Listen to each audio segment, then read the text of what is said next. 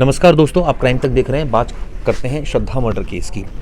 Chargesheet हमारे हाथ में है और कई ऐसे पॉइंट्स हैं जो पहले नहीं आए थे, जो अब सामने आ रहे हैं। बहुत सारी चीज़ें प्रवेश इसमें हैं जो हमें लगता है हमें दर्शकों को बतानी चाहिए और हमारी खुद की भी नॉलेज इससे इंक्रीज हुई है।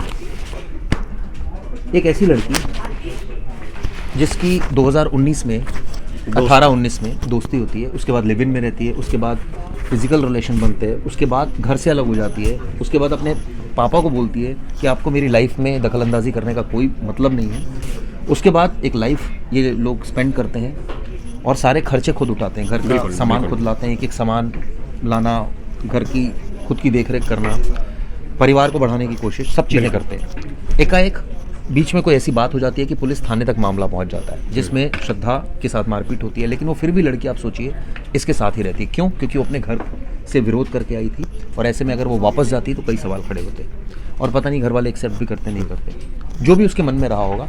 लेकिन लाइफ फिर आगे बीतती है, साथ में ड्रिंक भी करते हैं जब झगड़े होते हैं। कई बार अपनी झगड़ों को या कहे कि रिलेशनशिप को ठीक करने के लिए बाहर घूमने भी जाते हैं पहाड़ों में। बिल्कुल। उसके बाद जब कुछ नहीं बचता तो फिर साइकोलॉजिस्ट की मदद लेते हैं। बिल्कुल। फिर एक जो ऐप है उसके थ्रू जुड़ते हैं और काउंसलिंग लेते हैं। चिराग जी, मैं बताना चाहूँगा कि जब पहले ये चार्जशीट में खुद लिखा गया कि जब पहले इनकी बात बिगड़ी, क्यों बिगड़ी, ये बम्बल ऐप यूज़ करता था जो डेटिंग ऐप था। डेटिंग ऐप के ज़रिए ये दूसरी लड़कियों से बात कर रहा था। तो उसने खुद ये बात बताई है कि इस बात का पता श्रद्धा को चल गया था। श्रद्धा ने देख लिया था कि मैं बाकी लड़कियों से बात करता हूँ, तो जिस बात को लेकर दोनों में बहुत ज़्यादा लड़ाइयाँ होती थी। फिर श्रद्धा ने भी शुरू कर दिया, श्रद्धा ने भी बम्बल ऐप डाउनलोड कर लिया। श्रद्धा भी उसके ज़रिए नए दोस्त बना रही थी। आपको बताना चाहूँगा, जब ये उत्तराखंड गए थे तो बम्बल ऐप के ही थ्रू वहाँ उन्हें एक दोस्त बना था जिसका नाम था बद्री। बद्री ने इन्हें इनवाइट किया था कि आप दिल्ली मेरे घर आइए। ये जब दिल्ली में गए, उसके घर पे 10-15 दिन रहे। दोनों के बीच में वहाँ भी बहुत ज़्यादा लड़ाइयाँ हुई। बद्री ने कह दिया कि आप लोग मेरे घर से अब निकल जाओ, आप यहाँ नहीं रह सकते। फिर इन लोग ने एक रेंट पे एक घर लिया। तो जहाँ श्रद्धा और भी लोगों से बातचीत कर रही थी, तो उसका एक दोस्त था जिससे मिलने गई थी। श्रद्धा वहाँ रात भर रुकी थी, जिस बात को लेकर दोनों में लड़ाइयाँ हुई। श्रद्धा ने कहा कि लड़ाई होने के बाद थोड़ी देर बाद दोनों शांत हो गए, क्योंकि आफ्ताब ने बताया था कि हम लड़ाई करते थे, फिर हम शराब पी लेते थे कि उस लड़ाई को भूल पाएँ और उससे बाहर निकल पाए। वो पहले भी ऐसा किया करता था। तो वो लड़ाई दोनों ने की और फिर उसने श्रद्धा ने आफ्ताब को कहा कि घर का सामान नहीं है, तुम मैं तुम्हारा मुंबई का टिकट कराती हूँ, तुम मुंबई से हम घर के बहुत सारे जो ज़रूरी सामान है वो लेके आ जाओ। और श्रद्धा ने उसका टिकट भी करा दिया, लेकिन वो जाने के लिए रेडी नहीं था, कि उसको कहीं ना कहीं शक हो गया था मन में कि उस दोस्त से मिलने गई थी, फिर ये मुझे मुंबई क्यों भेज रही है। और मतलब वो चीज़ पे उसकी मतलब जो बात शुरू हुई थी वहाँ पर, ये शुरुआत थी, लेकिन उसके बाद पैसों को लेकर भी बात हुई। वहाँ पर ये हो गया कि भाई पैसे मैं पे कर देती हूँ, तो उसको लगा कि भाई ये आफ्ताब ने बोला, तो वो भड़क गई एकदम कि पैसे। तो कहने का मतलब है रिलेशन में पैसा भी था, एक इशू था। एक रिलेशन में इलिसिट रिलेशन भी था। बिल्कुल, ये भी एक इशू था। इसमें ईगो भी थी और इसमें ये भी था कि भाई मैं उस घर में रह रहा हूँ तो मैं सुपीरियर हूँ, मैं सारे काम करता हूँ, तू क्या करती है। तो ये जो सारी चीज़ें मिक्सअप हो गई थी, जिसकी वजह से फाइट्स होती थी डेली, और डेली ये सिचुएशन क्रिएट हो गई थी कि एक दूसरे को मारने का जो झगड़ा हो रहा था। तो झगड़े से पहले जो बात बताई गई है कि लड़ाई इस बात पर हुई थी कि इसने कहा कि हम ना बाहर का अब डे नहीं खा सकते खाना, बाहर का खाना हमारे लिए सेहत के लिए ठीक नहीं है, हमें खुद से बाहर से सामान लाने चाहिए, हमें घर पर बनाना चाहिए और बाहर का खाना नहीं। तो बोला अभी तुम्हारे पास जो पैसा है वो मैं यूज़ कर लेता हूँ, उससे हम खाना मंगा लेते। तो वो जो बात था, जो श्रद्धा का सेविंग मनी था, उसको लेकर फिर लड़ाइयाँ और ज़्यादा शुरू हो गई। लड़ाई इस कदर बढ़ी, ये लड़ाई मतलब जो कन्वर्सेशन देखिए कहाँ से शुरू हुआ, दोस्त से लेके, नाइट आउट से लेके, फिर आया घर के खाने पर लेकर, घर के फिर डिवाइडेशन पे, पैसे को लेकर डिवाइडेशन। फिर उसके बाद अब इस बात इतना ज़्यादा मतलब पूरी रात जो पूरा टाइम था वो स्लॉट पूरा झगड़े में गया इनका, और वो झगड़े इस कदर बढ़ गया झगड़ा। तो कहने का मतलब है कि काफ़ी इसमें ऐसे पॉइंट्स हैं। मैं सुनील भाई से बात करना चाहूँगा इस मुद्दे पर। सुनील भाई, इसमें एक चीज़ निकल कर सामने आई कि इन्होंने एक ऐप का इस्तेमाल किया, जिसको जो प्रॉक्टो ऐप है, और वहाँ इन्होंने काउंसलिंग सेशन लिए। यानी कि रिश्ता इतना ख़राब हो गया था, तो क्या ये रिश्ता ठीक करने की एक उम्मीद थी जिसकी वजह से ये लोग वहाँ पहुँचे, या फिर कोई और इसके पीछे षड्यंत्र साजिश थी? नहीं, रिश्ता देखिए हमेशा कोई रिश्ता अचानक ख़त्म नहीं होता है। जब 2-3 सालों से जो चीज़ें चल रही थी तो कोशिश तो की होगी, और जिस तरह के गए हैं वहाँ जाने का तो दिखाता है कि कोशिश तो की। और ये मुझे लगता है कि इसमें सबसे ज़्यादा पहल की होगी खुद श्रद्धा ने, क्योंकि वो किसी भी कीमत पर इस रिश्ते को चाहती थी, तो इसलिए वो लोग वहाँ पे गए, वहाँ पे बातचीत की। लेकिन वही है कि अब श्रद्धा तो चाहती थी ये, लेकिन दूसरा बंदा किसी कीमत पे अब एक टाइम के बाद वो नहीं चाहता था कि हमें क्या करना है। अब उसकी वही टारगेट था कि अब तो किसी तरह से मारना है। तो देखिए किस तरह की चीज़ें जो हम लोग इसको पढ़ रहे थे, चार्जशीट की बात कर रहे हैं, तो उसमें बताता है कि वो हड्डियों को पीस करके ग्राइंडर में पीस करके हमने सड़क पर फेंक दिया। मतलब वो बरगलाने के लिए कहा था उसने, मतलब पहले इस तरह की भी बात की थी, ताकि बाद में स्पष्ट हुआ कि नहीं उसने ऐसा किया तो नहीं था, लेकिन वो पुलिस को गुमराह करने के लिए कि हमने पीस करके फेंक दिया ताकि चीज़ें बरामद ही ना हो। लेकिन फिर हड्डियाँ बरामद हुई।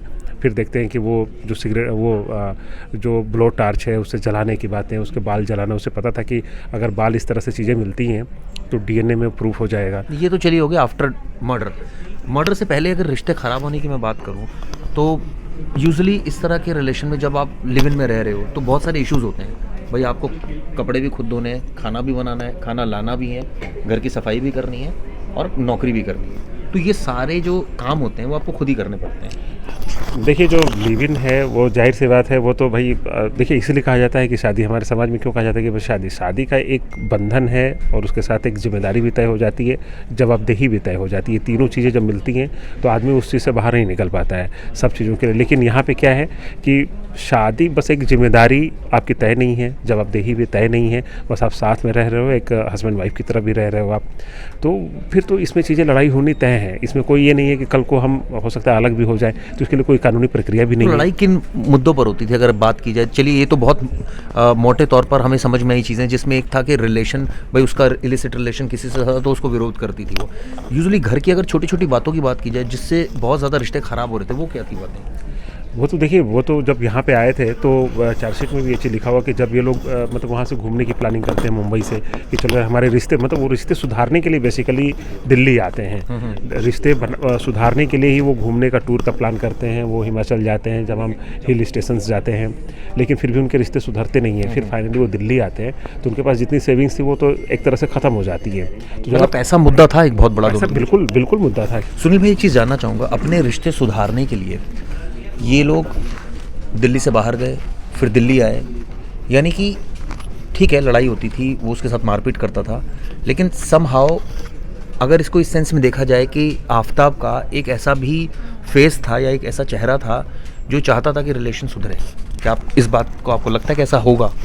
वो अलग बात है कि उसने मर्डर किया उसके बाद जो ब्रूटैलिटी करी। नहीं देखिए, ये तो रहा होगा कि हाँ रिश्ते सुधारने के लिए, क्योंकि जब वहाँ से आते हैं मुंबई से तो घूमने के इरादे से ही जाते हैं, पैसे भी खर्च करते हैं, तो कहीं ना कहीं कोशिश तो की होगी, ठीक ना, कि रिश्ते हमारे सुधर जाए। क्योंकि मुझे लगता है कि कोई भी ऐसा शख्स नहीं होता है कि मतलब कि 3 साल से रिलेशनशिप में हो और अचानक उसको ख़त्म करने का, मतलब एंड करने के बहुत सारे रास्ते होते हैं। दूर हट जाना, चलो आप ब्रेकअप ले लेते हो, तमाम चीज़ें हैं, लेकिन ये मर्डर करना तो रिश्ते सुधारने के लिए तो ऑब्वियसली वो वहाँ से आते हैं, हिमाचल जाते हैं।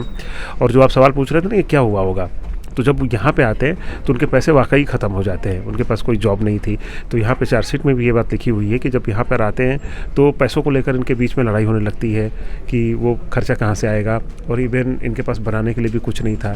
तो श्रद्धा बार बार कहती है कि जो हम लोग ख़रीद के खाना खा रहे हैं तो उससे हमारी सेहत को भी नुकसान है और पैसे भी ज़्यादा खर्च हो रहे हैं, तो क्यों ना हम संभाला के अपने खाना बनाएं, कोशिश करें इस तरह की चीज़ें हों। तो उसको लेकर भी काफ़ी बहस हुई। तो ये वो कहती थी कि वैसे ही जो मुंबई में है वहाँ से अपने सामान को वापस लाते हैं, हम लोग यहाँ पे लाते हैं, यहाँ पे रखते हैं, फिर उसको बनाते हैं, तो ये उसके लिए तैयार नहीं होता है। तो फिर इनकी लड़ाई धीरे धीरे बढ़ने लगती है। तो जिस रिश्ते को सुधारने के लिए मुंबई से ही दिल्ली आते हैं, तो दिल्ली आके वो रिश्ते और ख़राब हो जाते हैं इस वजह से कि उनके पास पैसे नहीं थे, कोई नौकरी नहीं थी उस टाइम पे शुरुआत में। तो फिर ख़राब होती है, तो फिर यहाँ तक ख़राब हो जाती है कि वो अपने किसी दोस्त से फिर मिलने जाती है और ये इसका कत्ल कर देता है। नहीं तो क्या ये रीज़न भी माना जाए इस पूरे केस में, जो चार्जशीट से भी क्लियर हो रहा है, कि वो लड़के से मिलने गई थी, ये एक बहुत बड़ा रीज़न था कि वो बहुत ज़्यादा उसको गुस्सा आ गया और ये लगा कि भाई मैं रिलेशन रख सकता हूँ, तूने कैसे रख लिया? ये तो वही बात हो गई ना। बिल्कुल बिल्कुल, वो तो बात है ही। क्योंकि देखिए अभी मैं कुछ दिन पहले एक साइकोलॉजी, लोगों की जो मेल साइकोलॉजी होती है वो हमेशा हावी रहने की होती है। और ये पता है, ये एक जो दृष्टि कोचिंग के जो हैं डॉक्टर विकास दिव्यकीर्ति, वो खुद एक वीडियो में बता रहे हैं, वो बड़े अच्छे साइकोलॉजिस्ट हैं वो। तो बता रहे थे कि जो मेल पार्टनर होता है ना, वो हर चीज़ में अपने आप को बहुत मतलब टाइट रखना, अपने आप को दबा के रखना, लड़की को, किसी को वो चाहता नहीं कि मेरे ऊपर कोई हावी हो जाए। ये जो प्रवृत्ति है ये केवल इंसानों में नहीं है, ये जानवरों में भी है। तो इस चीज़ को बता रहे थे, कल ही की बात है। लेकिन इसका मैं एक मेरे पास तोड़ है जो बात आपने बोली, घर के अगर छोटे मोटे काम की अगर बात हो, जैसे ऑनलाइन पेमेंट करनी हो, घर में राशन लाना हो, घर में कुछ और सामान बच्चों के कपड़े लाने हो, तो आप अक्सर अपनी वाइफ से, मैं भी बोल देते होंगे भाई तुम ही ले आओ, यहाँ ले आओ, पेमेंट कर देना, ऑनलाइन कर देना। तो आपने ये चीज़ नोटिस की होगी कि ज़्यादातर काम आप ही करते हैं ऑनलाइन बनस्पत आपकी वाइफ, क्योंकि वो कहती है मैं तो घर का कर ही रही हूँ ना, तुम करो ये काम, ये तुम्हारा है, ये भी तुम्हारा काम है। तो उससे एक तरह से जो आपने बोला ना हावी होने की टेंडेंसी, वो हो सकता है कि उस केस में भी ऐसा हो, इन दोनों के केस में कि ज़्यादा काम आफ्ताब करता हो, तो ये एक रीज़न हो बहुत बड़ा कि भाई वो दबा के रखता हो, उसको डांट देता हो, मार भी देता हो। हाँ, ये तो रहा ही है। और इसमें बोला भी है कि वो बार बार इन चीज़ों से उसको गुस्सा होना, और गुस्सा इसका पहले से नहीं है, मतलब अब से नहीं है, बहुत पहले से उसको गुस्सा तो आती ही चीज़ें। तो फिर ये जब ये सब चीज़ें चलती है खाने की, एक तो आपके पास पैसे नहीं है, मतलब जब आपका पेट भरा नहीं हो, फिर लड़ाइयाँ होना, तो तमाम चीज़ें होती हैं। फिर उसी में इसको गुस्सा ये चीज़ आता है। फिर ऊपर से जब ये लड़की जाती है, जैसे उबर वाले, उसका बयान भी इसमें आया है कि जिस गाड़ी से गई थी तो कहाँ गई थी, क्या है, उसका बयान भी शायद आया हुआ है।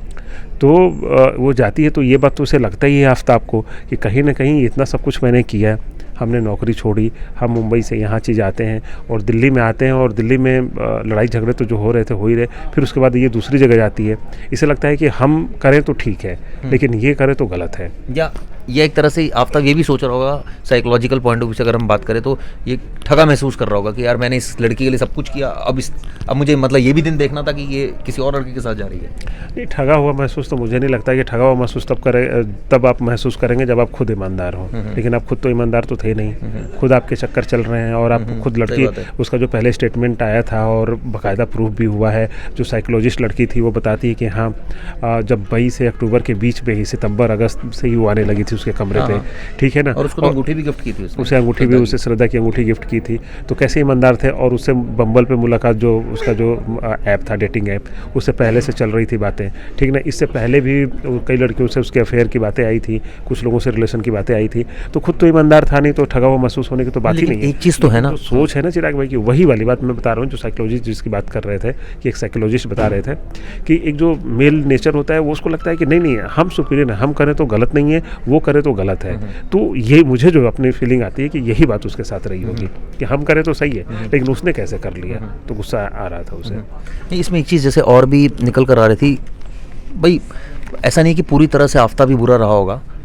अगर ऐसा होता तो वो शायद पहले भी मर्डर कर सकता था, उसके पास बहुत ऑप्शन थे, वो जहाँ जहाँ वो गया, ऐसा तो नहीं है कि हमेशा उसके साथ लोग रहे, वो अकेला भी था, लेकिन उसने उस पर्टिकुलर मोमेंट पर इसलिए शायद ठाना क्योंकि बैक टू बैक बहुत सारी चीज़ें हो गई भाई। एक वो लड़के से मिलने चली गई, प्लस उसकी आर्गुमेंट हो गई, और ये भी चार्जशीट में लिखा है कि एंड टाइम पर उसके अकाउंट से करीब 50,000 रुपये भी उसने निकाले थे। तो यानी ऐसा तो नहीं था कि पैसे बिल्कुल भी नहीं थे, पैसे थे उनके पास। और ये भी एक बात क्लियर कट है कि जब उसने हत्या की तो उसने करीबन 2 लाख रुपए लगा दिए होंगे उसकी हत्या को डिस्पोज ऑफ करने में, यानी काटने से लेकर, केमिकल लाने से लेकर, बैग खरीदने से लेकर, रेफ्रिजरेटर खरीदने से लेकर, और उसको डिस्पोज ऑफ करने से लेकर। हाँ चिराग भाई, लेकिन ये सारी चीज़ें उन्होंने क्रेडिट कार्ड से लिए थे, ठीक ना, बहुत सारी चीज़ें क्रेडिट कार्ड से लिए। और वो क्रेडिट कार्ड जो यूज किया था उसने करा था इसका आपका श्रद्धा का, ठीक है ना। चार्जशीट में ये भी बात लिखी हुई है। और जब 1 महीना पूरा होता है तो क्रेडिट कार्ड का बिल जाता है, ठीक है। जब बिल पेमेंट नहीं होता है तब बाउंस होता है, तो उसके पास कॉल आती, फिर उसके नंबर को ट्रेस किया जाता। तो उसने ये भी चालाकी की, मतलब साजिश के तहत उसको हिस्सा बनाया कि उसका जो मिनिमम बैलेंस होता है क्रेडिट कार्ड का, तो कुछ 600 रुपये, पता नहीं कितने रुपए उसको मिनिमम इतना देना ही देना था, तो वो पेमेंट करता है उसके क्रेडिट कार्ड का, ठीक है ना, ताकि उसके पास कॉल नहीं आए, ताकि वो बैंक वाले फ़ोन ना करें कि क्या हुआ, क्यों बाउंस हुआ। तो ये सारी चीज़ें करता है वो, तो क्रेडिट कार्ड से पैसे करता है, लेकिन कैश इनके पास कम था, वो ये सारी चीज़ें हैं। और लड़ाई की ये वो जो वजह थी ना, वो सब कुछ, भाई आप नौकरी नहीं कर रहे हो तो आपके पास चलो ठीक है बैलेंस है, तो उनको ये भी तो लगता होगा कि फ्यूचर के लिए बैलेंस रहेंगे, तो पैसा मैटर कर रहा था। और जो आप एक सवाल कर रहे हैं कि भाई ये चीज़ें हो गई तो उसने कहीं ना कहीं मतलब केवल एक की गलती नहीं रही होगी, मुझे तो लग रहा है कि पूरी इसी की गलती थी। ठीक है, एक लड़की जब अपना सब कुछ छोड़ के आपके साथ रह रही है तो सबसे बड़ा फैसला तो उसने वही कर दिया था, ठीक ना। अगर आपके साथ रहना ही नहीं होता तो अपना घर ही नहीं छोड़ती वो, ठीक है ना। तो घर छोड़ के आपके साथ रह रही है, 3 साल से रह रही है आपके साथ, तो वो मुंबई से वहाँ जाती है। फिर ये काउंसलिंग सेशन का बड़ा अजीब सा है कि ये समझ नहीं आया कि ये इनको दोनों को काउंसलर की क्या ज़रूरत पड़ गई थी। क्या इसका मतलब ये था कि ये दोनों के लोग ऐसा तो नहीं था अपने दोस्तों से शेयर नहीं कर रहे थे, वो सब शेयर कर रही थी। श्रद्धा भी कई पॉइंट ऑफ टाइम पर ऐसा था, वो शेयर किया उसने, खासकर उसने भी शेयर किया अपने दोस्तों से, कर रहा होगा। हालांकि चार्जशीट में उसका मेंशन नहीं है, लेकिन श्रद्धा का मेंशन है कि उसने कई दोस्तों से बात की। तो फिर साइकोलॉजिस्ट की ज़रूरत पड़ गई, इन्होंने बाकायदा सेशन लिया और उसकी जो एविडेंस है, वो जो उसकी वीडियो ऑडियो रिकॉर्डिंग हुई है, वो इनके घर वालों को दिखाई गई है। तब इन्होंने तस्दीक किया कि हाँ ये श्रद्धा की आवाज़ है और शक्ल है। नहीं तो वो तो बिल्कुल, देखिए वो तो करना भी चाहिए था। अगर वो और अच्छे साइकोलॉजिस्ट के पास जाते, हो सकता है उनका सेशन हो, लेकिन वो रिजल्ट अच्छा नहीं रहा, तभी उनके रिश्ते इतने ख़राब हो गए और फिर बाद में इस तरह की उसने मर्डर कर डाले। तो काउंसलिंग बहुत अच्छी चीज़ की कि कम से कम काउंसलिंग जाने की वजह भी थी चिराग भाई, कि जैसा हम लोग पहले भी हम लोग बता चुके हैं कि मुंबई में खुद बाकायदा श्रद्धा ने कंप्लेंट की थी, पुलिस कंप्लेंट की थी, और उसमें ये भी उसने कहा था कि ये मुझे काट डालेगा, ऐसे करके टुकड़े कर डालेगा, इस तरह की धमकी देता है। तो इस तरह की कोई धमकी देगा, वो उसके साथ लड़की रहना को मजबूर भी है या रह रही है, किसी भी वजह से रह रही है, मैं उस पर नहीं जाना चाहता, तो वो क्या लड़की काउंसलिंग नहीं कराएगी? वो लड़की उसे जिसके साथ रह रही है उसे हमेशा डर खौफ बना हुआ है कि ये मेरा कहीं कत्ल कर दे, तो फिर काउंसलिंग तो जाना ही चाहिए था। और गई भी, तो वो अच्छा किया और गए, तो उन्होंने रिश्ते सुधारने की बात की। लेकिन अब उसके दिमाग में देखिए क्या चल रहा था। और इसका मतलब ये नहीं कि जैसा आप कह रहे हैं कि भाई वो गलत होगा, चाहे गलत थी लड़की भी, तो क्या हम कत्ल कर डालेंगे? तो बिल्कुल नहीं, ये वाजिब है ही नहीं। आप उसको छोड़ देते, अलग हो जाते, ठीक है, उसकी अपनी दुनिया है, वो रहना चाह रही है, अगर अलग रहना चाह रही, जो भी होता है, मेरा सिर्फ ये कहना है कि ये ऐसा नहीं था कि वो एक रिश्ता तोड़ने के लिए रिश्ता उसने जोड़ा था, उसने भी संभालने की कोशिश की होगी। एज अ मतलब ह्यूमन साइकोलॉजी ऐसा ही बोलती है कि उसने भी संभालने की एक लेवल तक कोशिश की, तभी वो साइकोलॉजी वाले सेशन में उसने पार्टिसिपेट किया, वो बाहर गया घूमने। लेकिन वो ठीक है, वो चीज़ें नहीं सेटल हो पाई और उसने उसका इतना गलत उसने आगे काम कर दिया जो ऑब्वियसली जो जस्टिफाइड नहीं है। ये पूरा मुझे तो जो समझ में आता है, पूरा पढ़ने के बाद मुझे लगता है कि फाइनली ये इसका मेल ईगो वाली जो बात रही ना, बस उसी पे बात आके उसकी अटक जाती है, जो आफ्ताब है। और लास्ट में उसको ये लगता है कि यार मेल ईगो, जो मेरा ईगो है, वो कैसे हट कर सकती है, मुझे कैसे छोड़ सकती है। मैंने उसको तो लगता होगा कि भाई ऑब्वियसली कोई साथ रह रहा है तो जाहिर सी बात है हम पैसे खर्च कर रहे हैं। भाई एक शादीशुदा, यही तो फ़र्क होता है ना चिराग भाई, कि एक जो लिव इन पार्टनर होता है और एक शादीशुदा होता है। शादीशुदा में हस्बैंड चाहे जितना भी खर्च करे, वाइफ भी चलो पति पे खर्च करे, तो उनको लगता है कि यार मेरा हस्बैंड है, मेरी वाइफ है, मेरी फैमिली है, मैं अपनी फैमिली पे खर्च कर रहा हूँ। हम चाहे उधार ले लें 10 लाख रुपए, अपने परिवार पे खर्चा किया, तो हमें लगता है चलो परिवार के लिए किया ना यार, किसी और के तो नहीं किया। लेकिन जो लिव इन वाले जो रिश्ते होते हैं ना, जो इस तरह के गलत रिश्ते होते हैं, चाहे लिव इन वाले रिश्ते, इसमें लगता है यार कि मैं इस पर क्यों खर्च किया हमने, उसे दुख होता है। तो इसे बाद में लगा हो कि चलो खर्चे तो ऑब्वियसली किए ही होंगे, तो इसे लास्ट में लगा हो यार मैंने इस पर इतने खर्च किए और ये जो है कहीं और जाना चाह रही है, अब मुझे या फिर छोड़ना चाहती है या फिर ये फिर छोड़ना चाहता है। दोनों को ये चीज़ लगती होगी कि यार मैंने तुम पे खर्च किया, मैंने तुम पे खर्च किया, क्योंकि इस रिश्तों का तो कोई वजूद है नहीं, ठीक है। तो फिर वहाँ पे फिर बात आती है और फिर उसका मेल ईगो हर्ट होता है, फिर गुस्से में मारती है चीज़ें। तो मुझे तो लेकिन ये एक चीज़ मानते हो, क्योंकि मैंने जितना पढ़ा कि थोड़ा दिमागदार तो था, क्योंकि जब वो जैसे ही वहाँ पहुँचा, फ्लुएंट इंग्लिश बोलता है, ये तो सारे ऑफिसर्स ने कंफर्म किया, और बड़ी अच्छी इंग्लिश बोलता है। इंग्लिश बोलने का मतलब ये कि बंदा पढ़ता होगा तभी इतनी अच्छी इंग्लिश बोल पा रहा है, ऐसा नहीं है कि वो रैंडमली बिना पढ़े बोल पा रहा है। प्लस दूसरा, जैसे ये जेल भी जाता है तो वहाँ भी बुक्स मांगता है, और वो भी लॉ की बुक्स। तो यानी आप सोचिए, एक आदमी जो इतना प्यार करता है, एक टाइम के बाद उसको पीटता है, एक टाइम के बाद रिलेशन सुधारने की कोशिश करता है, एक टाइम के बाद उसकी हत्या करता है, एक टाइम के बाद उसकी बॉडी के पार्ट्स कर देता है, और एक टाइम के बाद उसकी बॉडी के पार्ट्स करने के बाद एक नए रिलेशन में जाता है, यानी कि बम्बल से और लड़कियां बुलाता है, और उसके बाद अब जेल पहुंचता है। तो आप उसकी प्रैक्टिकल अप्रोच देखिए कि उसको गिल्ट होने की बजाय वो कहता है ठीक है मुझे कानून की किताबें पढ़नी है ताकि मैं कैसे बाहर आ जाऊँ। हाँ, ये तो है किताब, वो किताबों को पता है, जो कानून की किताबें ला रहा है उसे बाइबल कह रहा है कि मेरे लिए बाइबल है और इसे मुझे पढ़ना है। पहले पुलिस वालों ने नहीं दिए, फिर अपने वकील से अप्रोच करता है कि भाई उसका अधिकार है, हमें मिलना चाहिए, फिर उसको प्रोवाइड कराया गई सारी IPC CRPC सब कुछ ले करके एक सेक्शन, और पता चलेगा कुछ दिन में लॉयर टाइप का वो बन जाएगा, ठीक ना। तो इस तरह की चीज़ें हैं, और वाकई वो बहुत ही शातिर, देखिए शातिर नहीं होता तो क्यों बताता, तमाम कहानियाँ बताता कि हड्डी पीस के हमने फेंक दिया, ये कर दिया, वो कर दिया। तो दिमाग में उसकी चीज़ें हैं जो पहले से कहानी आ रही है कि बहुत शातिर है, बहुत शातिर है, तो वाकई वो शातिर है। और अभी भी देखिए, चाहे पुलिस कितना भी ये करे, लेकिन वो अभी भी इस तरह के अपने पैतरे बदलेगा, ठीक है। उसने अपने बयान दिए हैं, हो सकता है कि बयान उसका भी किस तरह का रिकॉर्ड है, और तब बाद में जब कोर्ट में जब प्रोसीडिंग अभी शुरू होगी ना, अभी तो कहाँ हो रही है, अभी तो प्रोसीडिंग शुरू होगी, क्रॉस एग्जामिनेशन होंगे, जिरा होगी, ये सारी चीज़ें जब होंगी ना, ये तो देखिएगा ऐसे ऐसे चीज़ें निकल के आएंगे, कहेगा ये हमने नहीं किया, ऐसा नहीं किया, वैसा नहीं किया, तमाम ऐसी चीज़ें होंगी। तो देखते हैं कोर्ट में कि लेकिन डिजिटल एविडेंस को कैसे ठुकरा सकता है। बहुत सारी ऐसी चीज़ें जिसको वो अगर मना भी करेगा तो भी कोई फर्क नहीं पड़ेगा, क्योंकि वो तो ऑन रिकॉर्ड है। हाँ, वो तो ऑन रिकॉर्ड है चिराग भाई। जो अलग बात है ये बोले कि मेरा मोबाइल मेरे पास नहीं था। इसमें एक फैक्ट ये भी आया था कि एक टाइम पर उसने अपनी श्रद्धा के एक दोस्त से बात करने के लिए श्रद्धा बनकर बात की थी। हाँ, श्रद्धा बनकर के बात की थी, और उसने ये भी बोला है, एक जगह बताया है, चार्जशीट में भी लिखा हुआ कि उसका फ़ोन एक जगह खो गया था। फिर जो एक जगह तो श्रद्धा का फ़ोन खो गया, और फिर इसने अपने फ़ोन को OLX या किसी पे ऑनलाइन इसने ऐसे करके बेच दिया, फिर नया फ़ोन खरीद लिया था, इसीलिए ताकि ये एविडेंस किसी को मिले ही नहीं। तो वो सारी भी चीज़ें करी है। तो ये सारी चीज़ें इसने मतलब प्लानिंग, मतलब उसको साजिश कहेंगे कि साजिश के तहत ही की है ये सब चीज़ें उसने बचने। ये मानते हो आप सुल भाई कि अगर उसका अकाउंट एक्टिव रहता तो ये केस को हो सकता और टाइम लग जाता खुलने में, क्योंकि उसका अकाउंट 2 महीने से बंद हो गया था श्रद्धा का।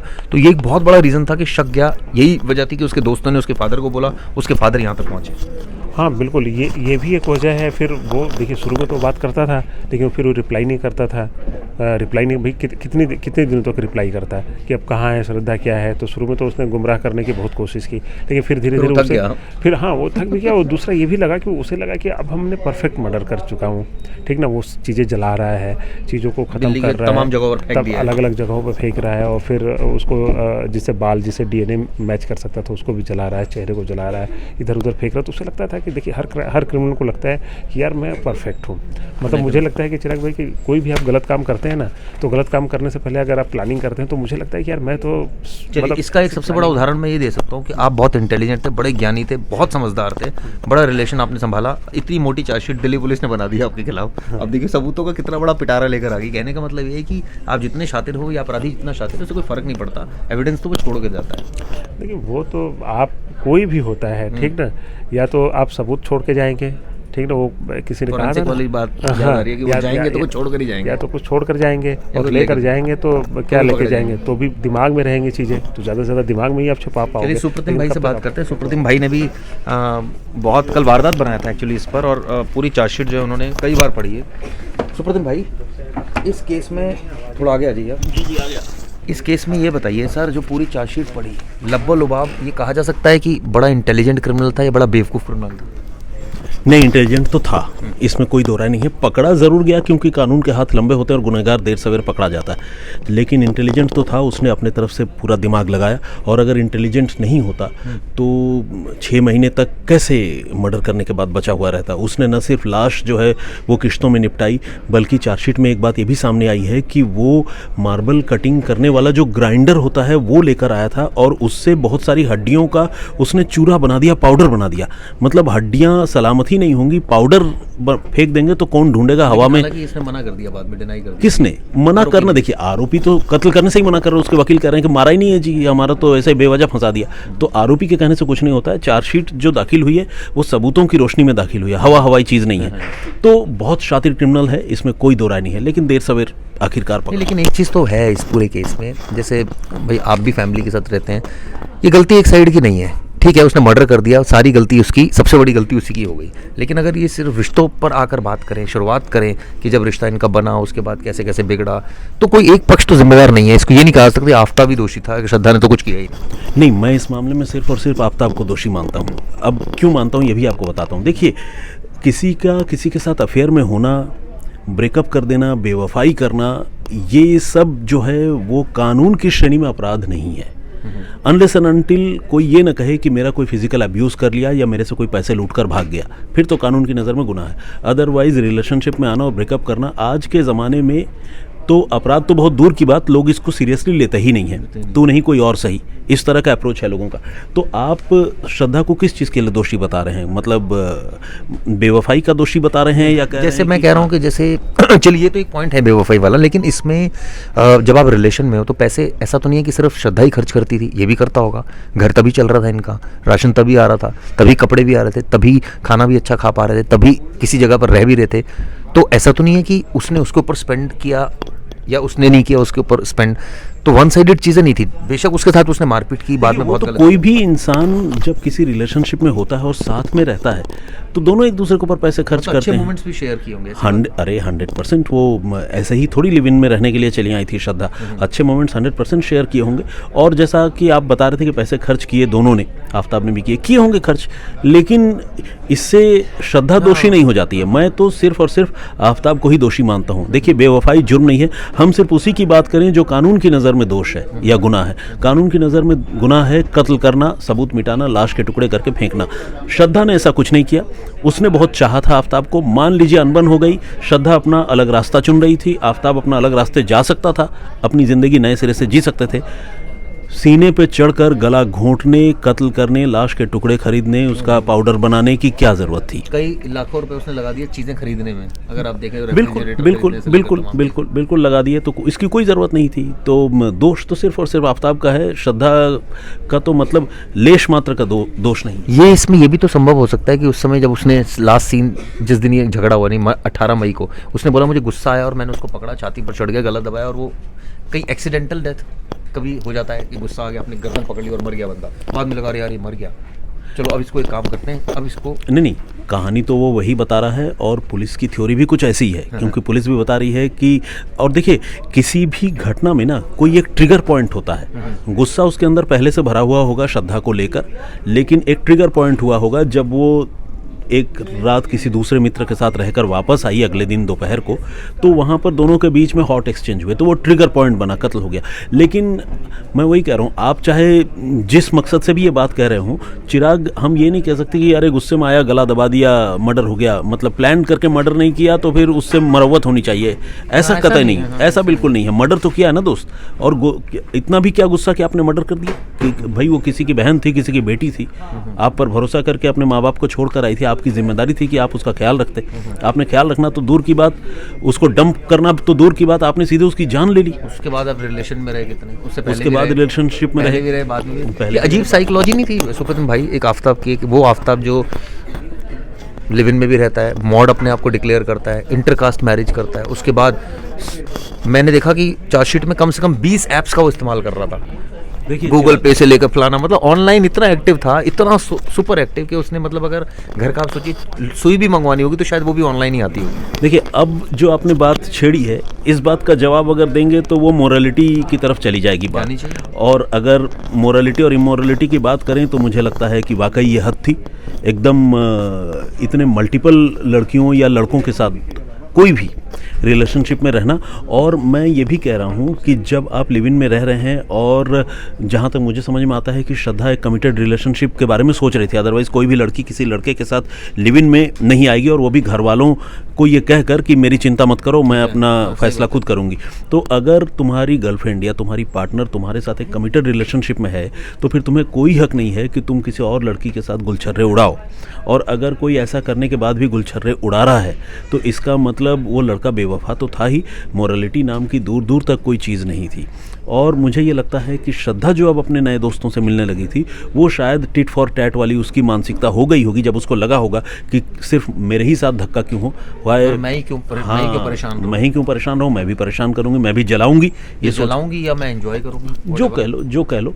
तो बस ये उसी तरह का अपराध है, और मुझे लगता है कि, और आप जो कह रहे हैं ना कि हैरानी जो जता रहे हैं, हैरान करने वाली बात तो है चिराग, और अगर हैरान करने वाली बात नहीं होती तो आज इतने महीनों के बाद भी हम इस खबर पर चर्चा क्यों कर रहे होते। चलिए, थैंक यू सुप्रतिम भाई। तो आपने देखा किस तरह से इस केस के हमने चार्जशीट के पन्ने पलटे और आपको रूबरू कराया तमाम अपडेट से। आप लोगों का क्या व्यू पॉइंट है इस पर, हमें कमेंट कीजिएगा। Thank you.